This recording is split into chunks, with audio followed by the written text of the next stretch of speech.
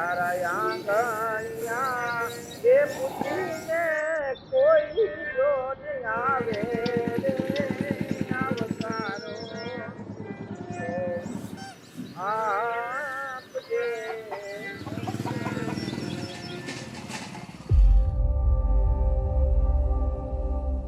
ગાયના માધ્યમથી જ ભગવાન શ્રી કૃષ્ણનું નિર્માણ થયું અને ગાયના માધ્યમથી જ ભગવાન શ્રી રામનું નિર્માણ થયું.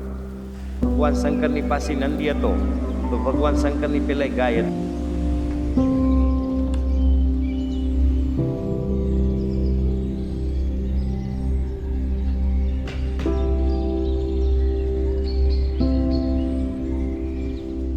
એટલે પ્રકૃતિની પૃથ્વીની જ્યારે ઉત્પત્તિ થઈ ત્યારથી જ ગાય છે અને ગાયથી જ આખું વિશ્વ સંચાલિત છે એવું અથર્વવેદમાં એનું ખૂબ મોટું વર્ણન છે.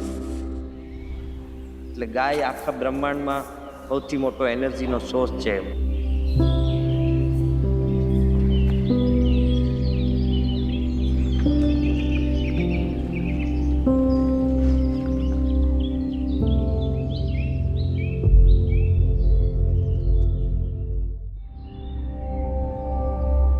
જે લોકોની એક માનસિકતા હોય કે ગામડામાં અને ગાયમાં અને ખેતીમાં કાંઈ નથી મળતું, એ એક ભ્રમ છે. અને ગાય, ગામડું અને ખેતી એને એક સારી રીતે સંભાળી અને જો કરવામાં આવે તો એ આવકનો એક મોટો સોર્સ પણ છે. અને ગાય, ગામડું, ખેતીથી જ માણસ તંદુરસ્ત રહી શકે.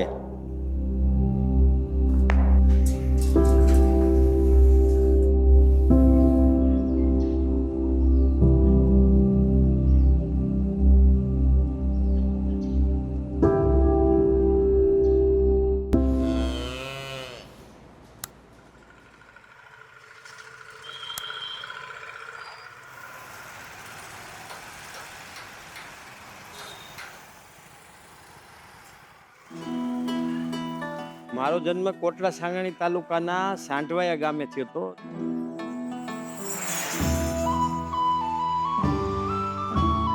ત્યાં એક માતાજીના મંદિરની આગળ અમારું એક મકાન હતું જૂનું. એમાં અને 1978 તારીખ 3/12 લગભગ મંગળવાર હતો અને સાંજના 7 વાગ્યા હતા. આ બધી ગાયો સરતા અમે.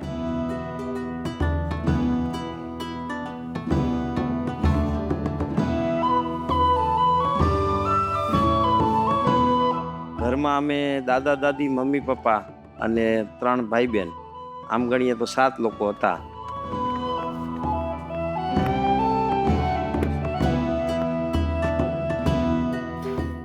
આ મંદિરે અમે કાયમ આરતી કરતા.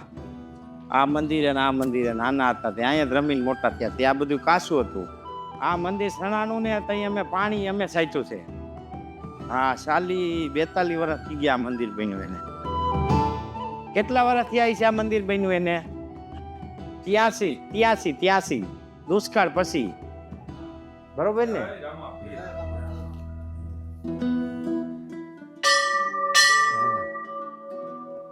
અહીંથી રામોદ સુધી મૂર્તિ લેવા ગયા હતા ગાડા જોડીને, ખબર છે? યાદ જ હોય ને. હું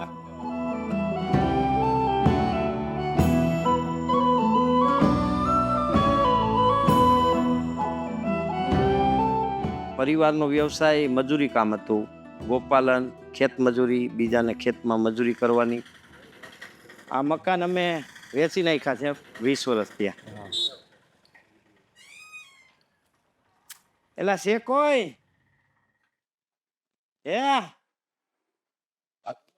છે કોઈ? આમાં ઈ માયલું તો કાંઈ, આ મકાન ઈ માયલા છે, બીજું તો કાંઈ છે નહીં. ઈ માયલું બધું બદલી ગયું, પાકા મકાન બની ગયા અહીંયા. હા, નહીં, અમે ગોંડલ ગયા તે સ્લેબ ભરાઈ ગયો તો. અહીંયા આપણી ટીવી હતી. આમાં કોઈ છે નહીં ને?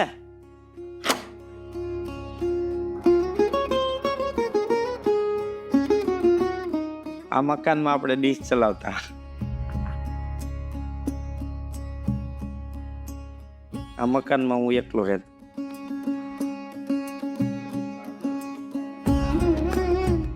આમાં કોઈ છે?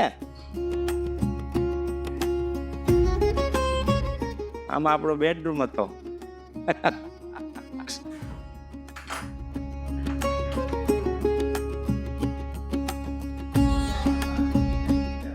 કાંઈ નહોતું, આ પ્લાસ્ટર નહોતું. અમે ગયા થઈ પ્લાસ્ટર કાંઈ ખાલી સ્લેબ ભરેલો હતો. ગારાનું સણતર છે 11 ઇંચ ના, એ ગમાડી એ લોકોએ બનાવી.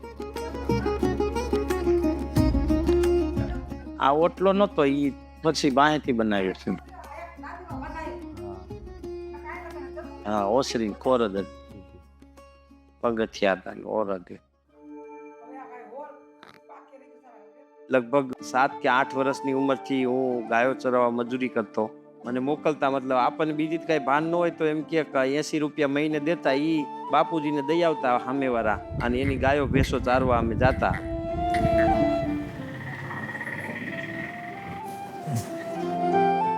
આ નદીમાં અમે ગાયું સારી છો અહીંયા બધે.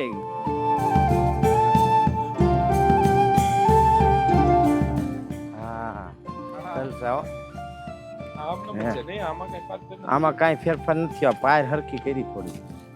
આ કુવામાં અમે બહુ નયા. આમાં માથેથી પડીને પાણી બાયણે ઉડાડતા. ગાન માથે ચડી જાય. અહીંયા એક બીજો ઓયડીને ટોડલો હતો, પડી ગયો, એને માથે ચડીને પડી આમાં અંદર. હા, બહુ પાણી ત્યાં આ પીપરો રહ્યો ને ત્યાં લગી પાણી હોય. પાણી ઉપર હોય. પાણી હોય તો નાવાની મજા આવે. અટાણે તો ગંદકી છે, કદરો હા, કાંઈ નહોતું. આ એકેય કાંઈ, બધું ખાલી અહીંથી ગાયું છૂટી કરી એટલે અહીંથી વહી જાય છે. આમ આપણે ઊભા નો રહ્યા ત્યાં લગી ક્યાંય કાંઈ વાવેતર જ નહોતું. જો આ દુકાન છે ને, ગોલિયુંની દુકાન હતી ત્યાં, ગોલા ગોલિયુંની. અને અમે નરિયા ઉચકાવીને ગોલિયું ખાવા પડતા આમાં. ખોડુ બાપુની દુકાન. હા, અમારી નિશાળ હતી. અને અહીંથી અહીંયા અમે 1 થી 7 ધોરણ ભણ્યા હતા બપોરનું. હા, રોજ બપોર સુધી ભણવા જતા અને બપોર પછી ગાયું સારવા જતા. બરોબર ને? આગળ પાછળ પાળ્યું હતી પેલા નિશાળમાં. મારે 2 ભાઈનો ટાઈમ હતો. એની સવારની નિશાળ હોય તો મારી બપોર પછીની. સવારની પાળીમાં મારે ભણવા જવાનું હોય તો નાનો ગાયું ઢોર ચારવા જાય, અને બપોર પછીની પાળીમાં એને ભણવા જવાનું હોય. હું નવરો થઈ ગયો એટલે હું ગાયું ચારવા ભેંસો ચારવા જાઉં. અને આ નદીમાં હોહારા મૂકતા છૂટા, એક દી આમ ને એક દી ઓલી બાજુ. આ કાંઈ હતું ને, આ બધું ખાલી જ પડ્યું હતું. અહીંયા નિશાળ સહેલું, આનાથી આગળ કોઈનું બાંધકામ નહોતું, કાંઈ ખાલી હતું ગામ અહીંયા.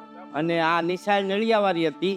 નિશાળમાં ફેરફાર થઈ ગયો, પણ વાહેલા ને મોયલા ઝાડવા ઈનાઈ છે. મેં હાથ સુધી ભણ્યા, પણ આમ નિશાળમાં તઈ એવું કાંઈ બહુ ભણવાનું ને એવું મહત્વ હતું નહીં. કોઈ પ્રેશર કે ભણતરનું એટલું બધું મહત્વ કે એવું કાંઈ હતું નહીં. મનમાં આવે તો જાતા, લગ્ન પ્રસંગમાં વહી જતા, રજાઓ રાખતા. ઘર આગળ મંદિર હતું, ત્યાં મંદિરે દફતરનો ઠેલો મૂકી અને ગાયું ચારવા વહી જતા, નદીએ નાવા વહી જતા. આવું બધું હાલતું. તઈ એવું જ હતું બધું. જીવન જ બધાયનું એવું હતું આખા ગામમાં.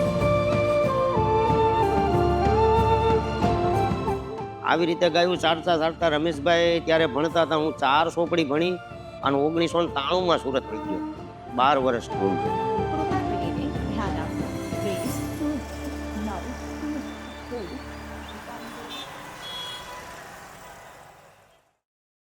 પેલા તો હું બીજું કાંઈ મનોરંજનના સાધનો નહોતા, એટલે ચારતા ગાતા હોય દુહા ને છંદ ને ભજન ને કીર્તન ને ગરબા ને એવું. એટલે ગાવાનો ખૂબ શોખ હતો. અને રોજ રાત્રે અમારા ગામનું મંદિર હતું, રામજી મંદિરની હાર્મોનિયમ હતું. એટલે રોજ રાત્રે 1 કલાક ધૂન હોય. એ ધૂન પતે પછી ચોરોને તાળું ન મારતા. એટલે એ ધૂન પતે ને ધૂન વાળા વહી જાય પછી અમે હાર્મોનિયમ લઈને બેહીએ, હાર્મોનિયમ વગાડતા. એમ કરતા કરતા હાર્મોનિયમ આવડી ગયું. હેજી તારા આંગણિયા એ પૂછીને કોઈ જોને આવે રે, આવકારો મીઠો આપજે વાત એની સાંભળીને આડું નવજો જે.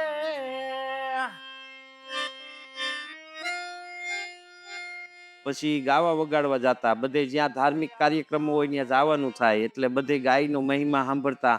પરિવારમાં ગાય હતી, વંશ પરંપરાગત ગોપાલન હતું. એટલે એવું મનમાં થયું કે ભાઈ બધે ગાયોની સેવાનું વર્ણન આવે છે તો ગાયની સેવા કરવી જોઈએ. આ બધા વિચારો માનો 1998માં આવ્યા. અને 1998માં અમે એક બીમાર નંદી ને ગાયને માટેની એક સાંઢવાયામાં ગૌશાળા ખોલી, જેનું નામ શ્રી રામગઢ બાપુ ગૌસેવા ટ્રસ્ટ સાંઢવાયા એવું રાખી અને શરૂ કર્યું હતું. એ હો અરે રાણી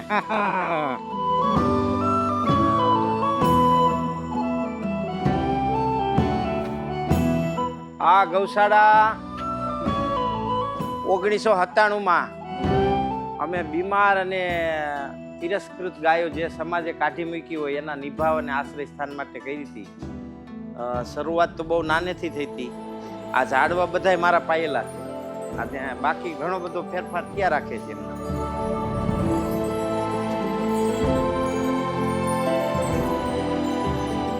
ને 2000 એટલે 3 વર્ષ ઈ અને 25 વર્ષ હા 28 વર્ષ ત્યાં નિર્માણ થયું એને. અને સૌથી પેલા હું એકલો અહીંયા આવતો ઝાડવા વાવ્યા હતા અને શરૂઆત કરી હતી.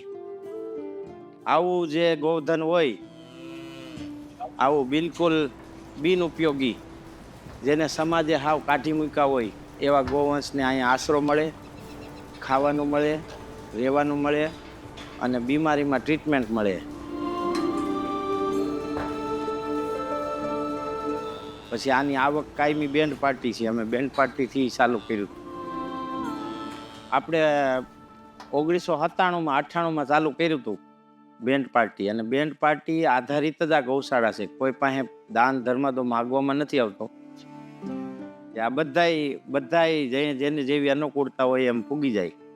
એક કીર્તન મંડળ છે, એના પૈસા આવે એ ગાયોમાં નીલામાં વપરાય એમ.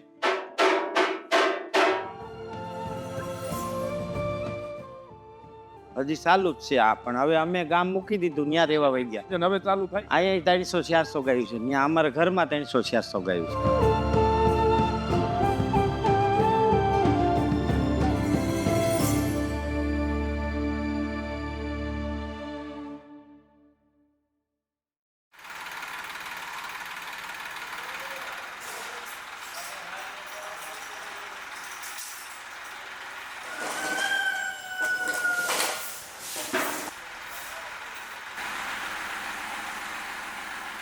એ સમયગાળા દરમિયાન ગૌશાળા ચલાવતા ખૂબ નબળો સમય આવ્યો આર્થિક રીતે. બાપુજી બધું મેનેજમેન્ટ કરતા. ભાઈ હીરા હતો નાનો સુરત, અને મારા લગ્ન થયા.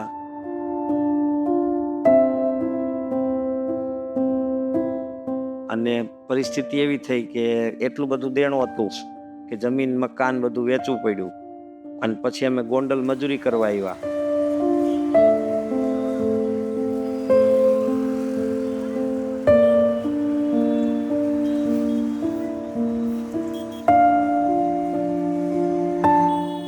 એમ ગોંડલ 2005ના જૂન મહિનામાં આવ્યા. વાવવા રાખ્યું જૈન પરિવારનું ખેતર હાઈવે ઉપર 50 વીઘા.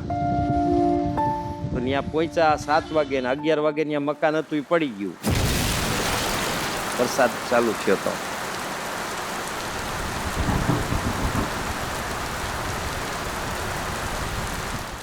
એટલે પછી એક મજૂરની ઓયડી હતી, એમાં ગાયોનું બળદનું ખાવાનું નાખ્યું અને એક રોડનું નાલું હતું એમાં રહેવાનું ચાલુ કર્યું.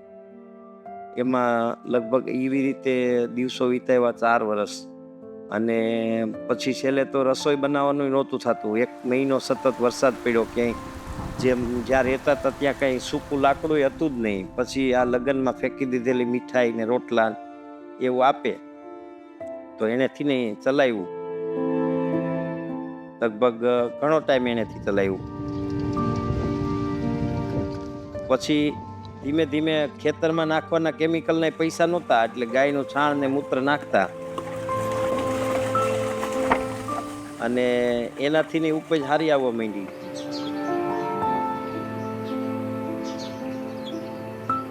પછી એમ કરતા કરતા ક્યાંક એવું સમજમાં આવ્યું કે ગાય આપણને ખૂબ આપે છે. ગાયના ગોબર ગૌમૂત્રમાં ઘણા બધા ન્યુટ્રિશન કન્ટેન્ટ છે. એ બધું જાણવા મળ્યું. ધીમે ધીમે એવું ફિક્સ કર્યું કે આપણે ગાય આધારિત જ ખેતી કરવી જોઈએ, ગાય આધારિત પેસ્ટિસાઇડ બનાવવા જોઈએ, જેના લીધે ગાય બચે અને લોકોને આરોગ્યમાં સારી હેલ્ધી વસ્તુ ખાવા મળે.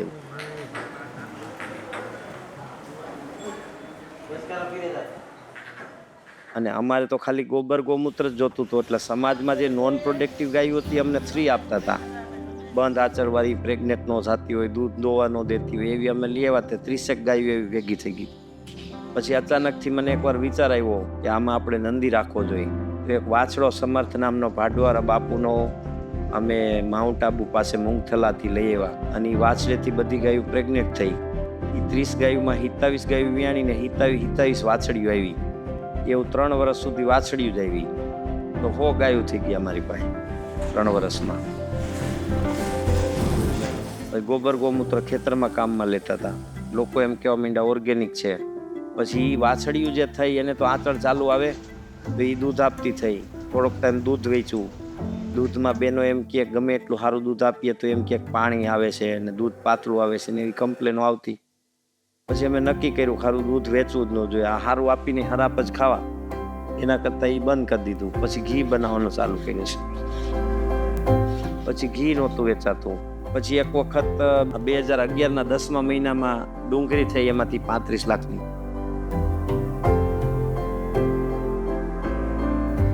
એટલે છાપાવાળા આવે, ખૂબ કવરેજ આપ્યું, ન્યૂઝવાળા આવે અને આખા દેશમાં એ સમાચાર ચાલ્યા કે માત્ર ગાય આધારિત જ 35 લાખનું પ્રોડક્શન આવ્યું. તો લોકો ખૂબ જાણવા આવ્યા.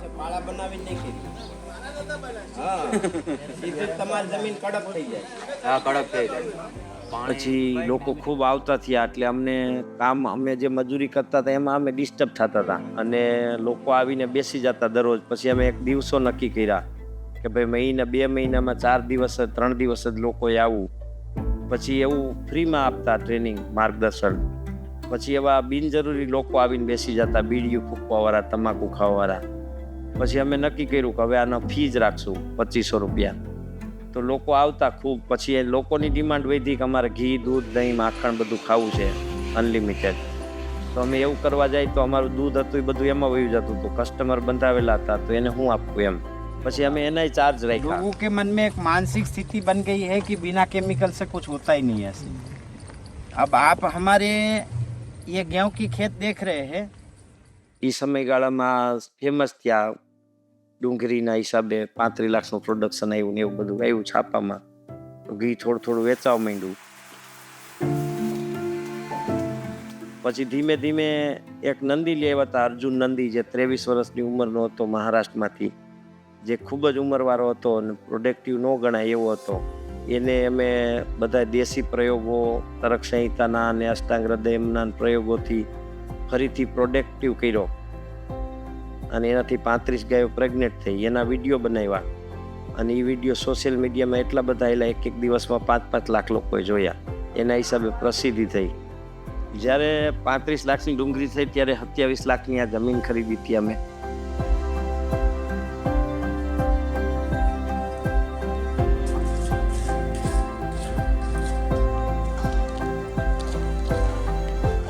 અત્યારે જ્યાં સંસ્થાન મોટે પાયે કામ કરે છે.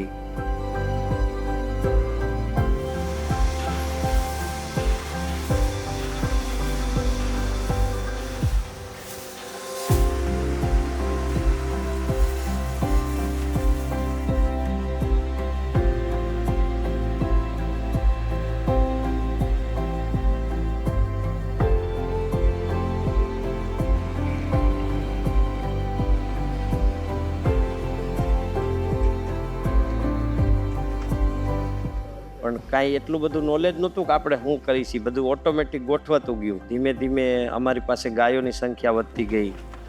સારી ગાયો ડેવલપ થઈ. જે ગાયોની પણ અત્યારે 15-20 લાખ રૂપિયા કિંમત છે એક ગાયોની.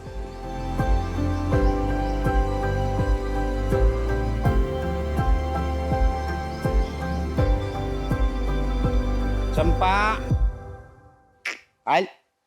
એ ક્યાં ગઈ?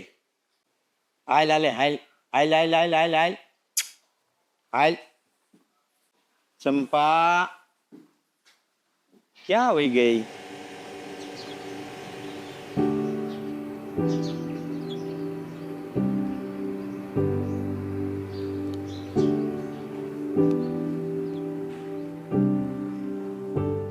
हमने करीब 60 से 70 गौशालाओं के साथ जो है ना हमने काम किया है. लेकिन जो यहाँ पर जो है ना जिस तरीके का देख रेख है गौशालाओं का,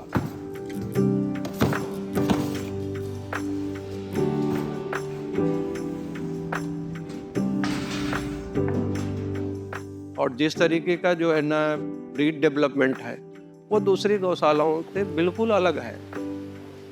रवेश भाई की जो गौशाला है, यहाँ पर इनका एक अपना सिस्टम है और वो इस सिस्टम में जो भी इन्होंने ब्रीड डेवलप किया है, वो ब्रीड जो है ना, उनकी जो वंशावली है, जेनेटिक आर्डर जो है, इन्होंने काफ़ी अच्छी तरीके से मेंटेन किया है।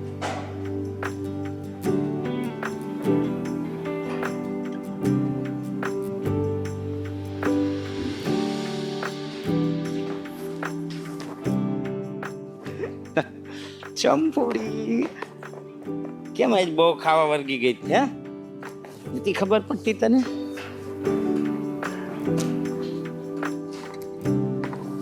હે?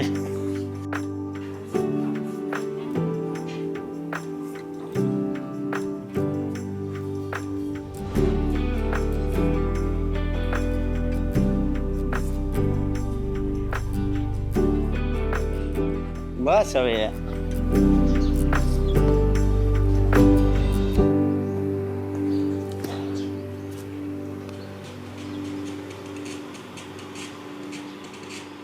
પછી ઘીનું વેચાણમાં ને એમાં બધે પ્રોબ્લેમ આવતા હતા, તો વેબસાઇટ બનાવી અને વેબસાઇટના માધ્યમથી લોકો સુધી પહોંચ્યા. ત્યારે બીજી કાંઈ ભાન નહોતી, પેમેન્ટ ગેટવેની ને એવી હતું નહીં એ સિસ્ટમ કાંઈ.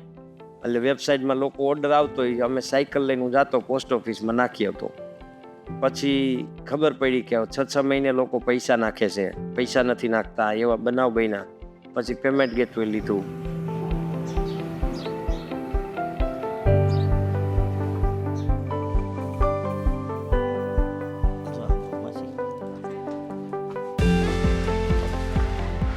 પ્લેન ઘી પછી ઘીનું મૂલ્યવર્ધન, શાસ્ત્રોના સંદર્ભ અને રેફરન્સીના પાઠ પ્રમાણે ઘીનું મૂલ્યવર્ધન એટલે મોર ધેન 65 ટાઈપના અમે ઘી બનાવી છીએ,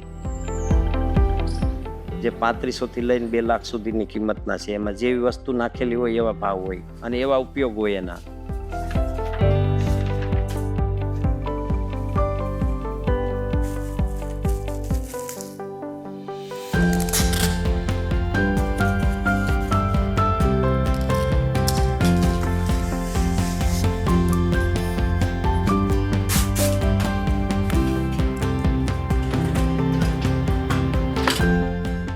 આખા વિશ્વમાં ઓથેન્ટિક તરીકે અમે સપ્લાય કરીએ છીએ, જે હર્બલ ઘૃત તરીકે એને પ્રમોટ કરીએ છીએ. ઘી એક પ્રોડક્ટ છે, એવી લગભગ ટોટલ 300+ પ્રોડક્ટ છે.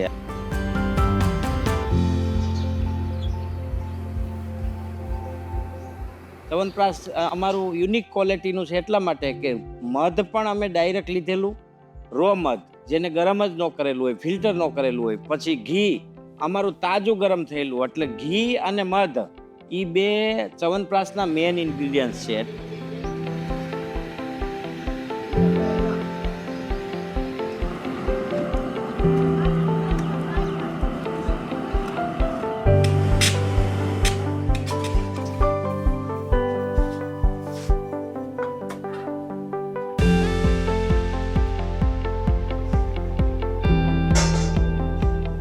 કે અમે ચવનપ્રાશ ખૂબ બગાડ્યું છે, લગભગ 1000 કિલો જેવું ચવનપ્રાશ તો બગાડ્યું હતું. મીન્સ પાતળું રહી જાય કે વધારે ટાઈટ થઈ જાય કે કાચું રહી જાય તો ફંગસ આવી જાય. એ બધું ચવનપ્રાશ અમે ગાયોને ખવડાવીએ અને એના પાછું દૂધમાંથી ઘી બનાવીએ અને પાછું એમાંથી ચવનપ્રાશ બનાવીએ. એટલે એ જે ગાળો હતો ને બગડવાનો ગાળો, એમાં અમે ટ્રેન થયા, જેના લીધે અત્યારે અમે કોઈ પણ માણસ પાસે કામ કરાવે અમારી પ્રોડક્ટ બગડતી નથી. ઘી સિવાયનું અલગ અલગ ગોબરના આર્ટિકલ્સ, ગોબરના ચપ્પલ, ગોબરની ટોપી, ગોબરના આસન, ગોબરના મોબાઈલ ચિપ્સ, એવી લગભગ 300+ આઈટમ છે.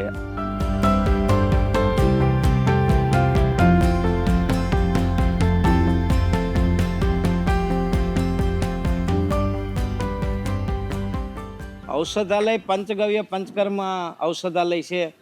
એ એક એટલા માટે અમે ખોલ્યું છે કે ગાયના પંચગવ્યના આયુર્વેદમાં ઉપયોગ. આયુર્વેદ આખું ગાય ઉપર જ છે. ગાય આયુર્વેદમાંથી હટાવી લ્યો તો આયુર્વેદ અધૂરું થઈ જાય. એટલે ગાય સાથે જે આયુર્વેદ છે, માનો કે દૂધથી સ્નાન, ગોબરથી સ્નાન, ગૌમૂત્રથી સ્નાન, દહીંથી સ્નાન, ઘીથી સ્નાન, આવા જે સ્નાન છે, જેમ કે આપણે મૂર્તિઓને કરાવતા હોય મૂર્તિઓને પંચામૃત ને પંચગવ્યના સ્નાન એટલા માટે કરાવતા હોય કે એની અંદર પ્રાણોત્સર્જન પ્રક્રિયા પંચામૃત અને પંચગવ્યના સ્નાન વગર થઈ જ ન શકે. જો ઈ પંચગવ્ય અને પંચામૃત સ્નાન માણસને કરાવવામાં આવે તો 80% જેનું શરીર વીક થઈ ગયું હોય એ પાછો રિકવર થાય એવું આયુર્વેદમાં ગાયના ગોબર ગૌમૂત્ર અને પંચગવ્યમાં તે જ છે. અને એના અમે પ્રયોગો પણ કરીએ છીએ અને લોકો ઉપર એને એપ્લાય પણ કરીએ છીએ અને અદ્ભુત પરિણામ છે કે જે માણસ આખી દુનિયામાંથી થાકી ગયો હોય, એના પરિવારથી થાકી ગયો હોય, જેના ન્યુરોન્સ અને નર્વસ સિસ્ટમ કામ કરતા બંધ થઈ ગયા હોય અને માનસિક શરીરથી હાવ ઢગલો થઈ ગયો હોય એવા માણસને પંચગવ્ય સ્નાન અને પંચામૃત સ્નાન કરાવીએ એટલે ફરીથી ઉત્સાહિત થાય, એની અંદર ઉર્જા નિર્માણ થાય અને એ ફરીથી એક્ટિવ થાય અને એનું જીવન જીવતો થાય.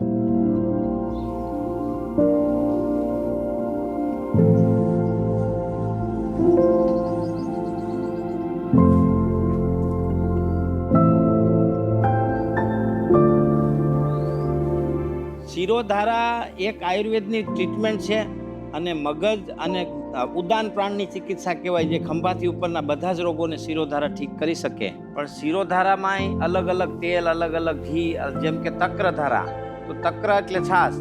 છાશ આગળ પાછળ મંથનીથી તૈયાર થયેલી માટલામાં ગાયનું દૂધ હોય એનું દહીં બનાવી અને એનું જે માખણ કાઢ્યા પછી વધે એને છાશ કહેવાય ને એની તાજી છાશ હોય મીડિયમ ઠંડી 40 ડિગ્રી ટેમ્પરેચરમાં, અને એ છાશથી તક્રધારા થાય તો ગાંડો માણસ પણ ડાયો થઈ શકે એવું આયુર્વેદમાં લખેલું છે. એટલે જે પ્રકારે ચિકિત્સા થાય છે એ ચિકિત્સા 100% ગાય આધારિત છે. મારા પપ્પા જે કામ કરે છે એના માટે મારા મનમાં અસીમ આદર છે. એમણે માત્ર એક ગૌશાળા નથી ચલાવી, પરંતુ ગીર ગાયના મહત્વને આધુનિક સમાજ સાથે ફરી જીવંત કર્યું છે.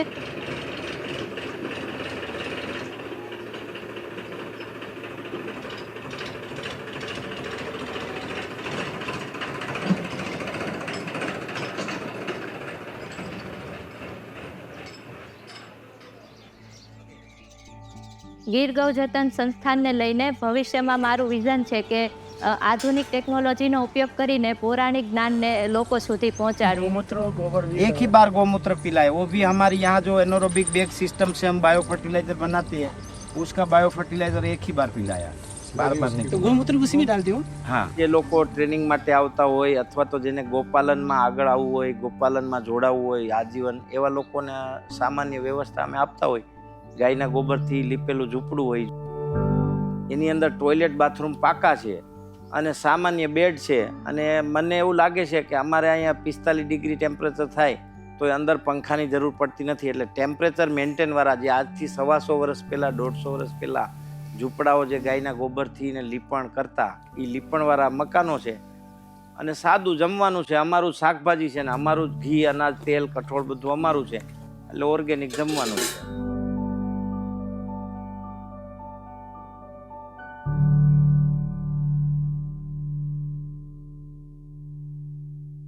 ગાય અને યજ્ઞ એક બે એનર્જી એવી છે કે ઇન્સ્ટન્ટ તમને આપે. એટલે ગાય અને યજ્ઞ બે વસ્તુ મારા જીવનમાં એવી છે કે વિશ્વની ઊંચાઈ સુધી લઈ ગઈ મને.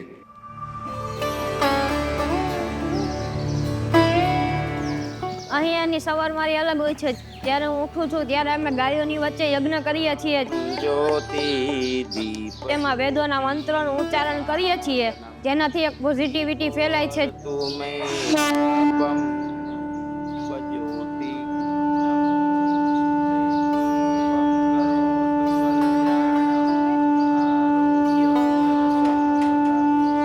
બ્રહ્મ જ્યોતિ પ્રદિષ્ટાય આત્મજ્યોતિ નમોસ્તુતે. આત્મજ્યોતિ નમોસ્તુતે. ઓમ ભૂર્ભુવસ્સઃ તત્સવિતુર્વરેણ્યં ભર્ગો દેવસ્ય ધીમહિ ધિયો યો ન પ્રચોદયાત. સ્વાહા. ઘણીવાર મને વિચાર આવે છે કે જે ગૌ સંસ્કૃતિ, જે યજ્ઞની પરંપરા અને જે ગૌ સાહિત્યમાં વારસામાં હું રહું છું તે આવનારા 20 વર્ષમાં કદાચ લુપ્ત તો નહીં થઈ જાય ને. પણ એ ચિંતા મને એ વિષયમાં કામ કરવાની પ્રેરણા આપે છે કે મારે એ વારસાને જાળવી રાખવાનો છે. અને એટલા માટે જ હું મારા પપ્પા અને બાપુજીના માર્ગદર્શનમાં રહું છું અને આ બધી વાતો સમજું છું, શીખું છું અને પ્રેક્ટિસ કરું છું.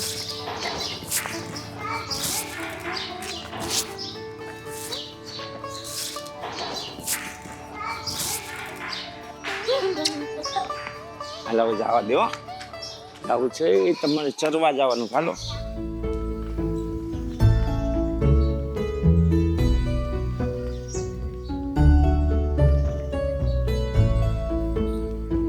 પછી જ્યાં જ્યાં કામમાં અગવડતાઓ આવતી ગઈ, જેમ કે અમે ગાય આધારિત ખેતી કરતા હતા તો એમાં બધું ગાળવું પડતું, ધોરિયા પાસે બેહીને જવા દેવાનું, બધું બહુ કોમ્પ્લિકેટેડ કામ હતું. જે તે વખતે થતું હતું, પણ જ્યારે ગાયોની સંખ્યા વધી પછી અમારું ધ્યાન મેનેજમેન્ટ પાવર, એ મેન પાવર એમાં પણ જાય, એટલે એટલું બધું કરી ન શકતા. પછી ફર્મેન્ટેશન માત્ર પાતળું થઈ જાય ને ગાળવું ન પડે એના માટે અમે એક બેગ વિકસાવી, જેને અમે એનોરોબિક કમ્પોસ્ટિંગ બેગ કહીએ છીએ. અને એની અંદર એક કલ્ચર તૈયાર થયું, જેના મેટાજીનોમેટ્રિક રિપોર્ટ અમે જર્મનીમાં કરાવ્યા, જેની અંદર 240 ફેમિલીના ડીએનએ મળ્યા બેક્ટેરિયાના. એટલે એ ખૂબ સક્સેસ છે. Indian veterinary research institute IVRI બરેલીથી અમે સ્ટાર્ટઅપ લીધું છે અને એમાં ભારત સરકારે અમને 6 લાખ રૂપિયા સ્ટાર્ટઅપ આપી અને એ બેગને પ્રમોટ કરી છે. પછી એના પછી એ બેગના ખેતી કરવાથી જે જમીનમાં 0 કાર્બન હતો એ જમીનમાં 2.5 સુધી ઓર્ગેનિક કાર્બન વધ્યો, એટલી બેક્ટેરિયલ એક્ટિવિટી જમીનમાં વધી.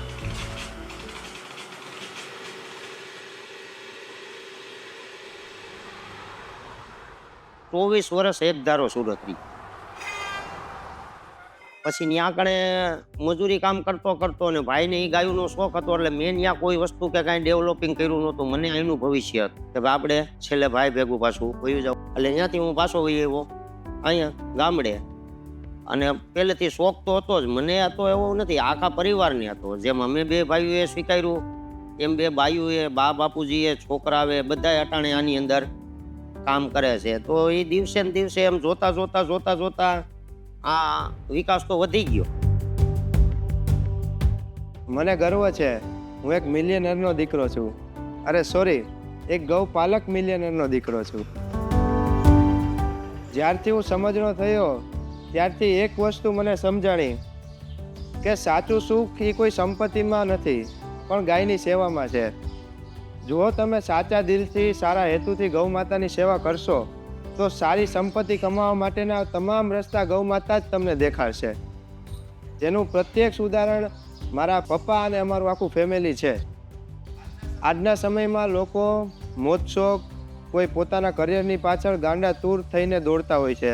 એ જ સમયે મને મારા પપ્પા અને કાકાના માર્ગદર્શન હેઠળ એક તો ગૌ સેવા, બીજી સમાજ સેવા અને રાષ્ટ્ર સેવા કરવાનો એક મોકો મળ્યો છે, જે મારા માટે એક બહુ મોટા ગર્વની વાત છે.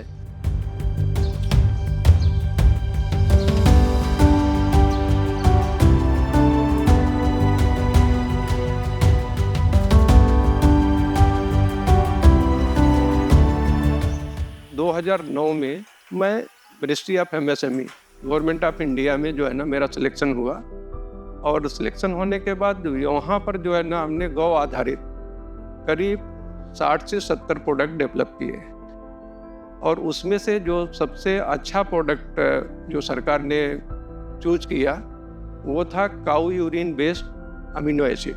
तो उसका प्रचार प्रसार जो है ना हम मिनिस्ट्री ऑफ MSME के माध्यम से और गौशालाओं के माध्यम से पूरे देश में जो है करना चाह रहे हैं. तो उस संदर्भ में हमारी मुलाकात 2022 में जब मैं रिटायर हुआ तो रमेश भाई रुपरेलिया से हुई. तो हमारा उनका जो पहला इंट्रोडक्शन था कि हम गौशाला को कैसे जो है ना आत्मनिर्भर बने. અને જેમ જેમ જરૂરિયાત ઊભી થઈ, કોઈ કીધું ભાગીદારી પેઢી બનાવો તો પેઢી બનાવી, કોઈએ કીધું ટ્રસ્ટ બનાવો તો ટ્રસ્ટ બનાવ્યું, કોઈએ કીધું IC કોડ લઈ લ્યો તો IC કોડ લઈ લીધો, કોઈએ કીધું એપેડા રજિસ્ટ્રેશન કરાવો તો એ કરી લીધું. તો અમને જેમ જેમ લોકો પાસેથી શીખવાનું સમજવા મળ્યું એમ અમે કરતા ગયા. બીજી તો અમને કાંઈ ખબર નહોતી. કોઈએ હવે એમ કીધું પ્રાઇવેટ લિમિટેડ બનાવો તો પ્રાઇવેટ લિમિટેડ બનાવી, 3 વર્ષ જૂની થઈ ગઈ એ પણ.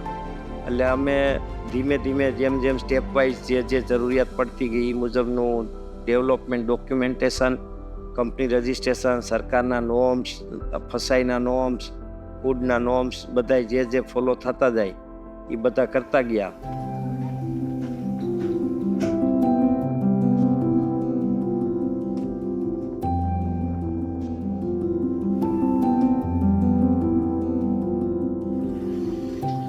અત્યારે અહીંયા મારું આખું ફેમિલી, અમે 2 ભાઈ છીએ, નાનજીભાઈ, એમના પત્ની, મારા પત્ની, મારા 2 બાળકો, નાનજીભાઈના 2 બાળકો અને મારા પિતાશ્રી.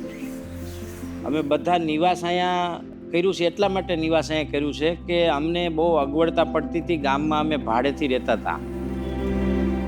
પછી અમારે દૂધ અહીંથી દરરોજ ખેંચી જવું, ત્યાંથી છાશ ડિસ્ટ્રીબ્યુટ કરવી, પાછું ઘી અહીંયા લઈ આવવું, ઘીના અહીં લઈ આવીને બોટલો ભરવા, એટલે અમને બહુ અગવડતા પડતી હતી. પછી અહીંયા સ્ટાફ બધો અહીંયા હોય અને બૈરાઓ ઘેરે હોય. મારે મહિનામાં 15 દિવસ બહાર જવાનું હોય, કંઈ કાર્યક્રમને, ગાયના કાર્યના હિસાબે, અભિયાનના હિસાબે.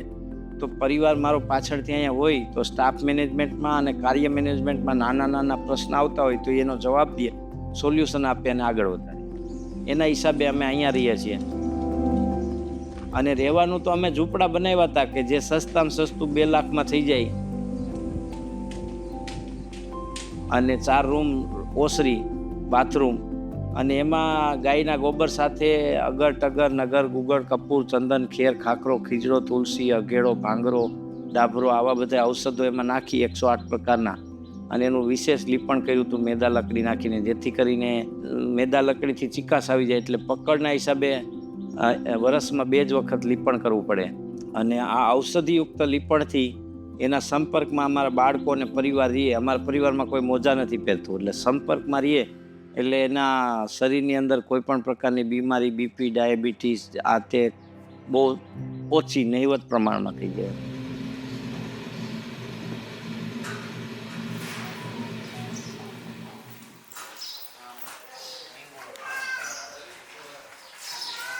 અહીંયા વધારેમાં વધારે આપણી ગાયોને કેમ કમ્ફર્ટ રહે એ પ્રમાણેની સુવિધા કરી છે.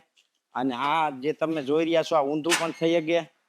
ઓછામાં ઓછા માણસોએ કેમ મેનેજ થાય અને વધારે સાફ સફાઈ રહે એના માટેનું આયોજન કર્યું છે. એટલે પ્રેક્ટિકલી જે આપણા જીવનનો અનુભવ હતો એના આધારથી જ આપણે આખું તૈયાર કર્યું છે. એના અહીંયા એક લોક છે, આ લોક મારી દો એટલે બંધ થઈ જાય, આમ ઊંચા નીચું ન થાય. એમ અહીંયા પાણીની ટાંકી ઉપર ફિટ કરેલી છે, એટલે પાણી ગરમ ન થાય. ગરમ ન થાય એટલે પ્લાસ્ટિક નુકસાન ન કરે, અને પાણી ઠંડુ રહે અને ટાંકીની લાઈફ પણ વધે.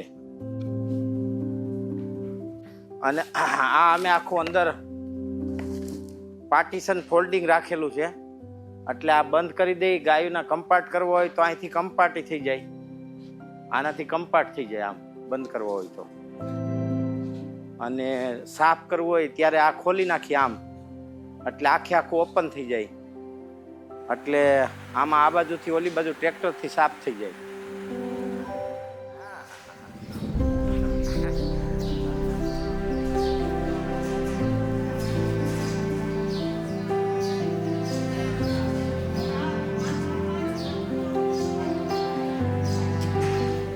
વ્યવસાય કોઈ પ્રી પ્લાનિંગ હતું નહીં. આ તો અચાનક ધીમે ધીમે જેમ જેમ પરિસ્થિતિએ મોડ બદલતો ગયો એમ અમે વેપારમાં આવતા ગયા. અને અત્યારે અમારો માસિક વેપાર એવું કહેવાય 50 થી 65 લાખનો ગણાય. અને અત્યારે 300 જેટલી ગાયો છે, 100 જેટલા નંદીઓનું ભરણ પોષણ થાય છે. અમે લગભગ અહીંયા 125 લોકો અમારા કેમ્પસમાં કામ કરે છે. 100 જેટલા લોકો ડાયરેક્ટ અને ઇનડાયરેક્ટ બધા મળીને. બધાનું ઘર ગાયથી જ ચાલે છે. એમ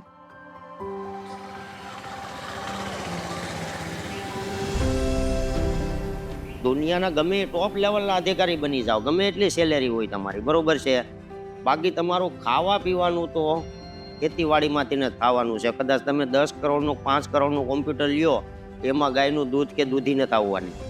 એના માટે તમારે ખેતરની જગ્યા સારી જોઈએ અને એક ગાય ઘેરે સારી જોઈએ, તો જ તમારો પરિવાર તંદુરસ્ત અને સુખી રહેશે. બાકી તો એવા હજારો કિસ્સા અહીંયા, અમારી તો એક નાની એવી ગૌશાળા ગુજરાતમાં, તો એવા હજારો કિસ્સા અહીંયા આવે છે કે જેની પાસે સંપત્તિ ખૂબ છે પણ શરીર નથી.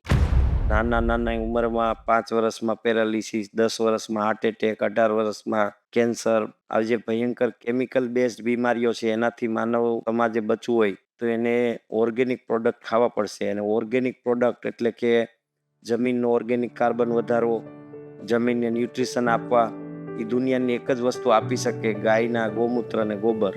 એટલે એના માટે આવનાર દિવસોમાં બધાને 100% એમ કે ગાય આધારિત ખેતી કરવી જોઈએ ને કરવી જોઈએ. તમારે સારું શાકભાજી ઉગાડવું હોય તો સારી જમીનની જરૂર પડે, અને સારી જમીન કરવી હોય તો એના માટે ગાયના ગોબર ગૌમૂત્રની જરૂર પડવાની છે એટલે ગાય આધારિત પ્રાકૃતિક કૃષિ એના માટે આપણા મહામહિમ આદરણીય રાજ્યપાલ સાહેબ શ્રી આચાર્ય દેવવ્રતજી જેઓ મહારાષ્ટ્ર અને ગુજરાતના બંનેના ગવર્નર છે, એ અહીંયા લગભગ 2 થી 3 વખત આવ્યા, અહીંયા ભોજન લે છે અમારી સાથે નીચે બેસીને. અમારી ગાયો વિશે બધી માહિતી, ગાયોની જાણકારી, ગોપાલન વિશે જાણકારી ખૂબ મેળવી છે. એક યુગ પુરુષ, રાષ્ટ્ર પુરુષના રૂપમાં કામ કરે છે કે જે અઠવાડિયામાં 4 દિવસ ખેડૂતના ઘરમાં વિતાવે છે અને એ પણ સોશિયલ મીડિયામાં શેર કરે છે. અને રોજે એના એવા ફંક્શન હોય, ગાય આધારિત ખેતી કરો, પ્રાકૃતિક ખેતી કરો એવા. એટલે એક મિશનના રૂપમાં ઝેર મુક્ત ભારત અમે હમણાં યાત્રા પણ કરી 15 દિવસની. 70 ગામમાં ફર્યા અમે પદયાત્રા, પગપાળા ચાલીને. તો એનો ખૂબ જ પ્રતિસાદ રહ્યો.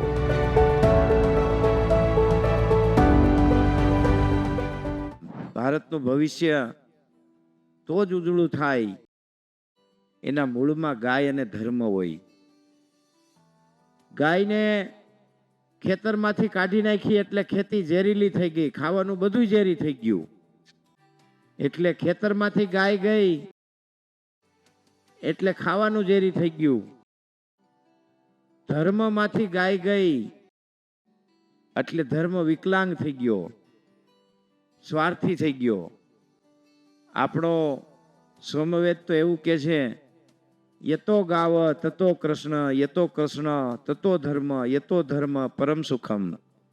સુખનું મૂળ કૃષ્ણથી લઈને જાઓ તો ગાય સુધી જાય, સુખનું મૂળ રામથી લઈને જાઓ તો ગાય સુધી થાય, સુખનું મૂળ કોઈ પણ ઋષિ મુનિથી લઈને જાઓ તો ગાય સુધી જાય. ખૂબ જ પ્રતિસાદ રહ્યો. અને આ એક મિશનના રૂપમાં આવનારા ભારતની ભવિષ્યની જરૂરિયાત છે, કારણ કે ભારતને કોઈને ગોળી લઈને નહીં મારવા પડે, ભારતના યુવાનોને. કારણ કે યુવાનીમાં જ જે દેશનો યુવાધન રોગચાળામાં ચપડાઈ જાય, માવા, ફાકી, ગુટખા, ડ્રગ્સ, હેરોઇન, કોકીન, દારૂ, આવા નશામાં જે દેશનું યુવાધન રગડોએ જાય, એને મારવાની જરૂર ન પડે, એ આપોઆપ મરી જ જાય. કારણ કે આજના યુવાનો એ ભારતની રાષ્ટ્રીય સંપત્તિ છે, ભારતનું રાષ્ટ્રીય આવનારું ભવિષ્ય છે. એટલે આને તંદુરસ્ત રાખવું એ આપણી નૈતિક જવાબદારી છે. આપણા દેશમાં ઉદ્યોગ નહીં હોય તો ચાલશે, આપણા દેશના લોકો ડૉક્ટર નહીં બને તો ચાલશે, આપણા દેશના લોકો એન્જિનિયર ને પાયલોટ નહીં બને તો ચાલશે, પણ આપણા દેશના યુવાનો 18 વર્ષની ઉંમરે paralysis, diabetes, heart attack, cancer આવી બીમારીમાં સપડાઈ જશે તો એન્જિનિયર હશે તો શું કામનું, ડૉક્ટર હશે તો શું કામનું, પાયલોટ હશે તો શું કામનું. એટલે પહેલી જરૂરિયાત આખી માનવ સભ્યતાની પોતે તંદુરસ્ત રહેવું, પોતે તંદુરસ્ત રહેવા માટે તંદુરસ્ત ખાવું, અને તંદુરસ્ત ખાવું માત્ર પ્રાકૃતિક ખેતીથી જ બની શકે. એ આવનારા વિશ્વની જરૂરિયાત છે, ભારતની નહીં, આખા વિશ્વની જરૂરિયાત છે. અને એના પ્રત્યે જાગૃત રહેવું એ નાગરિકોનું પ્રથમ ધર્મ અને કર્તવ્ય છે.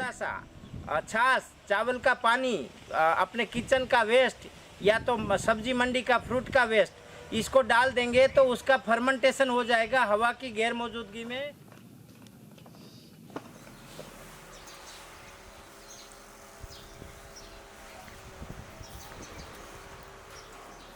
આ અદરકના રસ નાખીને બનાવેલું છે. આમાં સામાન્યતઃ ખાવામાં આ ટૂંકમાં આમાં આદુનો રસ ભેગો નાખ્યો.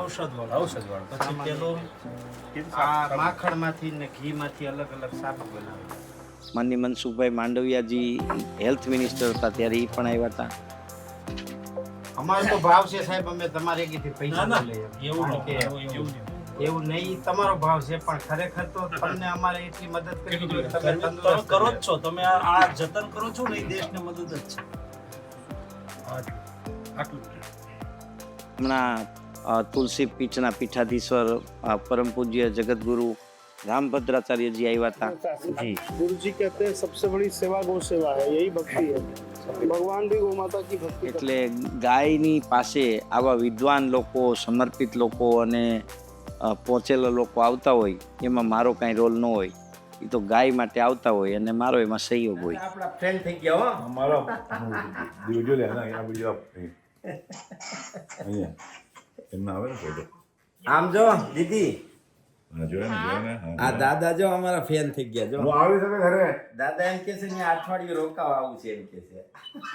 જેકી શ્રોફ પોતે પણ એક ગોપાલક છે, સારા ગોપાલક છે, નિષ્ઠાવાન માણસ છે અને એક પ્રમાણિક માણસ તરીકે, પ્રમાણિક ફિલ્મી દુનિયાના હીરો અને કલાકાર તરીકે મારે મળવાની એમની ઈચ્છા થઈ અને ઓટોમેટિક સંયોગ થયો. એટલે અકસ્માતિક મુલાકાત હતી અને એમનો પણ ભાવ છે કે ગાય, ગામડું ને ખેતી માટે કાંઈક કરવું જોઈએ. તે પોતે વૃક્ષ માટે અને મીઠી બોલતી હે એના માટે અભિયાન ચલાવે છે. बहुत बहुत साधुवाद आपको. बस बस बस मेरे पैर नहीं छूते. બિલકુલ. मेरे सर पे आपने किया અને મને પણ એવો ભાવ હતો કે ભાઈ આટલી ઊંચાઈએ પહોંચ્યા પછી માણસ ગાય, ગામડું ને ખેતી સાથે જોડાય અને નોનવેજ નહીં ખાવું, ગાયનું ઘી ખાવું, એવા ભાવવાળી વ્યક્તિ છે. એટલે મેં પણ એમને વંદન કર્યા અને એમને ગોબરની ગણપતિ આપ્યા કે ભાઈ તમે તમારા ગણપતિના ઉત્સવમાં ગોબરના ગણપતિ વાપરો. उसको गाय के गोबर से बुने हुए गणपति दिए और अभी उनकी भी इच्छा है कि पूरी मुंबई, पूरी पुणे गाय के गोबर से बने हुए गणपति लगाए. एक बार बोल दीजिए आप. जरूर लगाए. दो से तो बोलने की जरूरत नहीं है, दिमाग चलेगा तो ही काम होगा. थोड़ा ऑक्सीजन जाना पड़ता है अंदर, उसके लिए थोड़ा सा हाँ, प्लांट भी चाहिए. प्लास्टिक का प्लांट न लगाइए और जितने जीवन में पेड़ लगाए मिलेगा नहीं. और ये जहर मुक्त अन्न है, फ्रूट है, उसका भी बोलिए कि हर एक परिवार को जहर मुक्त अन्न देने के लिए गाय चाहिए. समझ गया ना भिड़ो, गाय ही सब कुछ है. गुरु बाद में मालूम पड़ेगा, जितना जल्दी मालूम पड़ेगा. अच्छा मैं तो सुधर रहा हूँ और मैं सुधर गया हूँ, आप लोग भी सुधर जाओ और ऐसी चीजें रखो अपने पास. પછી જેકી શ્રોફ સાહેબે અમને એક બિઝનેસ પાર્ટનર તરીકે ઓફર આપી છે અને એમાં અમે આગળ વિચારીએ છીએ. ગાયના દૂધ ઉપર સૌથી પ્રથમ અધિકાર એના વાછરડાનો છે, એ આપણે ન ભૂલવું જોઈએ.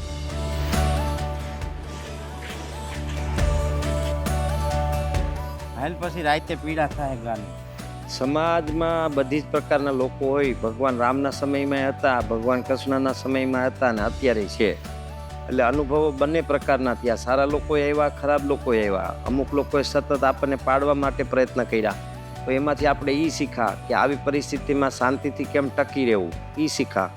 અમુક લોકોએ આપણને મોટિવેશન આપ્યું, અમુક લોકોએ ઓવર મોટિવેશન આપ્યું. ઓવર મોટિવેશનમાં આપણે કેમ ટકી રહેવું એ પણ શીખા. મોટિવેશન આપ્યું લોકોએ, એનો કેમ સદુપયોગ કરી અને કેમ આપણા સ્ટેન્ડને મજબૂત કરવું, કાર્યને મજબૂત કેમ કરવું, એ પણ શીખા. એટલે મને જેટલું મળ્યું છે, જેટલું જ્ઞાન, જે કાંઈ સમજણ, અનુભવ, એ બધું આપણા સમાજે જ આપ્યો છે, સારો અને ખરાબ બેય. અને બધો મારા માટે ઉપયોગી છે. અમુક લોકોએ ખૂબ અમારા માટે નેગેટિવ પ્રચાર કર્યો, તો એને પણ અમે ટકાવી રાખ્યો. એમાં પણ અમે એવું શીખા કે આપણે ક્યાંય ખોટું પગલું ભરવું નહીં, ખોટું ક્યાંય ગ્રાન્ટ લાવવી નહીં, ફંડ લાવવું નહીં, કે વધારે કમાવાની લાલચમાં આવીને કોઈની વાતમાં આવી ન જવું. એટલે નેગેટિવ મારું જે કરતા હતા એની પાસેથી હું એ શીખો અને એ મને ખૂબ કામ આવ્યું. એટલે એનો પણ ધન્યવાદ છે. ઘણા લોકોએ મારી સાથે ગાઈડિંગ્સમાં પણ સીટિંગ કર્યું કે 400 રૂપિયામાં જે આઈસી કોડ આવતો હતો એના મારી પાસે 10,000 લીધા. તો એમાં પણ હું શીખો કે ભાઈ આવું પણ હોય છે.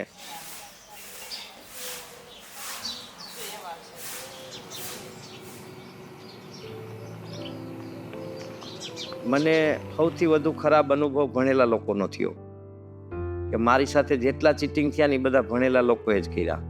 અને એનું મને દુઃખ છે કે એજ્યુકેશન લીધા પછી માણસ એનો દુરુપયોગ કરે છે, એનું મને દુઃખ છે. અને એની જ ચિંતા છે કે રાષ્ટ્રને જો વિકસિત કરવું હોય, રાષ્ટ્રને તંદુરસ્ત રાખવું હોય તો એમાં ભણેલા સમાજનો ખૂબ મોટો રોલ હોય. અને અંતે મને એવો સાક્ષાત્કાર થયો કે ખાલી ભણતર, સંસ્કાર વગરનું ભણતર માણસનો વિનાશ કરી નાખે છે.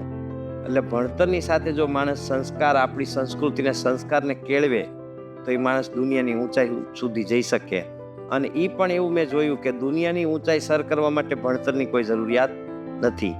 ભણતર તો ભાડેને વેચાતું મળે છે, એવું પણ મેં જોયું. એટલે સત્ય તો એ છે કે માણસ એકદમ જિજ્ઞાસા વૃત્તિથી સત્યની નજીક રહી અને સમાજની નજીક રહી, પ્રકૃતિને, સંસ્કૃતિની નજીક રહી અને જો કામ કરે આત્મવિશ્વાસથી, તો દુનિયાની કોઈ તાકાત એને રોકી सकती નથી.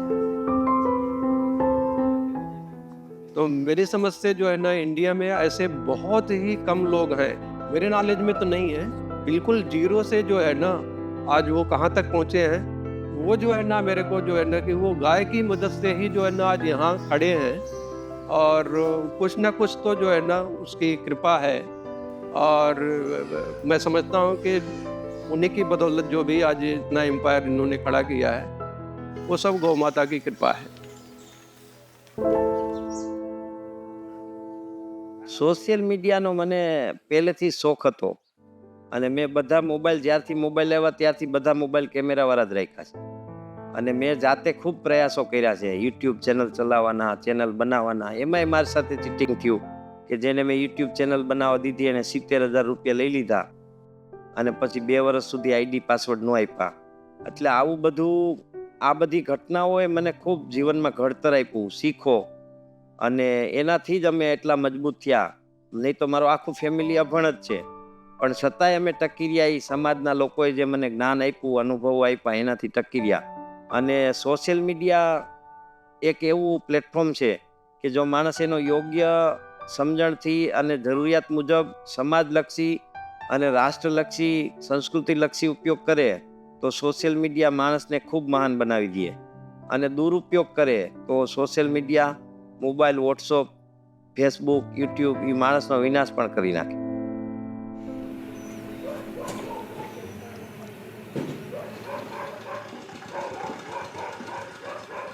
મારા પરિવાર દ્વારા મને જે આ ગૌ માતાનો અમૂલ્ય વારસો પ્રાપ્ત થયો છે એને આગળ લઈ જાવો એ જ મારા જીવનનું લક્ષ્ય છે. ગૌ સેવા એ જ રાષ્ટ્ર સેવા. જય ગૌ માતા.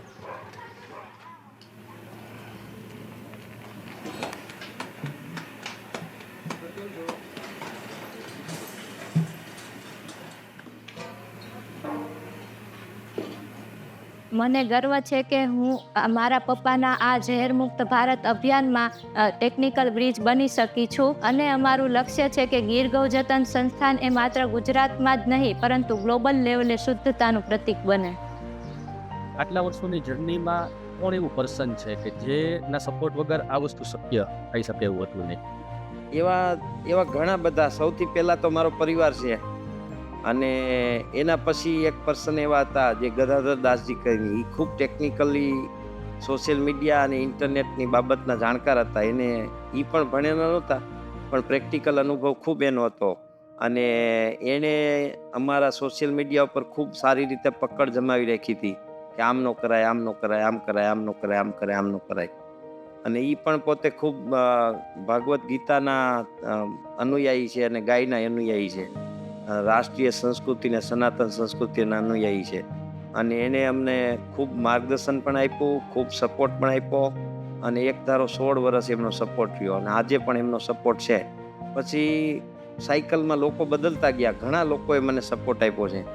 પણ આમ ગણીએ તો જેટલા મળે એ લોકો જીવનમાં ગુરુ જ હોય છે. એટલે ઘણા બધા લોકોનું યોગદાન છે. ખાસ કરીને મારા ફેમિલીનું પહેલાં છે, પછી બધાનું છે. કારણ કે ફેમિલી આંખ બંધ કરીને નુકસાનીઓ સહન કરી છે, સમય સહન કર્યો છે, સમય આપ્યો છે, કોઈ દી હિસાબ નથી રાખ્યો કોઈએ, અને સતત 24 કલાકમાંથી ક્યારેય રજા લીધી નથી, 365 દિવસમાંથી. અને એ બધાનો ઉપકાર તો આપણે આ જન્મ નહીં, જન્મો સુધી ન ભૂલી શકીએ.